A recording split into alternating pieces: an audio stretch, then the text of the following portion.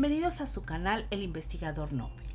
En este segundo video sobre Norma Zappa vamos a hablar sobre el cuerpo del documento. En el primero de ellos estuvimos hablando sobre las generalidades del documento, estableciendo qué tipo de o tamaño de hoja, tipo de letra, tamaño de letra, los títulos, cómo se estructuraban, el interlineado, cuestiones sumamente generales. El día de hoy, en este video, se hablará sobre cómo se construye el cuerpo del documento. Hay que tener muy en claro una cuestión. APA nos da unos lineamientos para poder unificar los criterios. Más sin embargo, muchas de las universidades realizan algunas adaptaciones que incluyen modificaciones a este cuerpo del documento para poder cumplir con las necesidades de la misma institución. Entonces, iniciemos. Como primer parte tenemos la elaboración del resumen. Ya hablamos en el primer video de la portada, ¿sí? Posterior a todo eso, vamos a hablar del resumen, del cuerpo. El resumen es un texto breve, debe de ser claro. Tiene que enfocarse a hablar sobre el tema y tratamiento de la temática abordada. Va a posibilitar que el lector se introduzca de manera rápida al contenido y objetivos del documento. En los trabajos de grado, el resumen resulta ser uno de los apartados de mayor importancia, es decir, si hablamos de universidades que ofrecen maestrías, doctorados o postdoctorados. Después de la portada, es el apartado que despierta el interés de los lectores hacia el seguimiento del contenido. Si ustedes se fijan, tenemos aquí un ejemplo sobre lo que es un resumen. Hablábamos cuando comentamos la situación de los márgenes que del lado derecho no se justifica, que por eso se le llama en algunas ocasiones mapeo, porque queda de manera disímbola, es decir, no está lineal. Si ustedes recuerdan, también en el primer video comentamos que se trabajaba a renglón seguido. En este caso, siempre el resumen, a pesar de que el interlineado es doble, en el resumen generalmente se pide que sea a renglón seguido.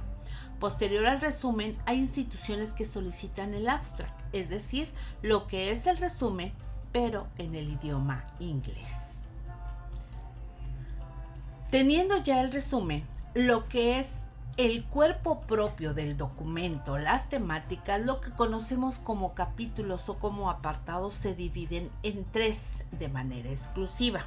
Estos tres apartados de manera interna pueden subdividirse dependiendo de las necesidades de la persona que esté elaborando el escrito. Pero los tres elementos principales para este texto son 1. Introducción, 2. Método y 3. Resultados. ¿En qué consiste cada uno de ellos? Bueno, la introducción permite la comprensión fácil de los lectores del contenido de la investigación. Se habla de manera clara de las preguntas, los objetivos, las hipótesis que integran la investigación. Si nosotros contrastamos lo que nos dice el contenido de la introducción, estamos hablando de ese apartado introductorio en donde tú vas a generalizar, a plantear el problema para que el lector se adentre en la temática que estamos analizando. De manera contextual, de manera temporal, tú vas a buscar la información necesaria para que el lector pueda conocer en un primer momento toda la información de tu temática estudiada. El segundo apartado proporciona la información que permite a los lectores comprender cómo se recopilaron y evaluaron los datos de investigación. Muchas ocasiones nosotros conocemos con este apartado de método como el marco teórico o el marco metodológico, pero si ustedes se percatan, es donde vamos a anotar o vamos a informar al lector qué fue lo que hicimos para recabar toda la información de nuestra investigación. si utilizamos algún instrumento en específico, llámese encuesta, llámese entrevista, si fue presencial, si fue el instrumento impreso, si fue a través del internet con un Google Forms, qué sé yo. ¿Cómo le hicimos? ¿Cuántas personas? ¿Cómo intervinieron? ¿Cómo las localizamos? ¿Cuál fue el muestreo? Todos los datos que incluyan información para poder decir de manera clara, precisa, qué fue lo que hicimos para recabar la información. Ese es el segundo apartado, el método. Y por último tenemos los resultados. Se presentan los resultados relevantes y totales. Se recomienda ser selectivo al elegir el análisis, así como al presentar los resultados a las preguntas e hipótesis planteadas. En caso de ser mucha información, se puede incluir un apartado en los materiales complementarios. Es decir, si se tienen cuadros, si se tiene un análisis muy profundo, si es muchísima la información que nosotros tuvimos que estar recabando y analizando para poder obtener los resultados, podemos extraer elementos y los podemos poner en un apartado complementario. Independientemente de estos tres elementos que nosotros tenemos, que es la introducción, el método y los resultados, se sugiere un pequeño apartado que se llame discusión. ¿Por qué? Porque ahí vamos a evaluar e interpretar las implicaciones de los resultados, es decir, no nada más van a quedar plasmados. Vamos a discutir por qué los resultados son los que obtuvimos, cómo están interviniendo en el proceso, etcétera, etcétera.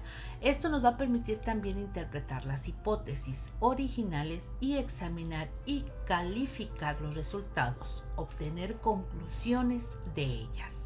Hay que enfatizar las consecuencias teóricas o prácticas del estudio realizado, además de puntualizar similitudes y divergencias de los antecedentes de acuerdo a la muestra, el efecto, las limitaciones, consideraciones específicas del estudio. ¿Qué fue lo que encontramos? ¿En qué difiere de lo que habíamos programado? Etcétera, etcétera.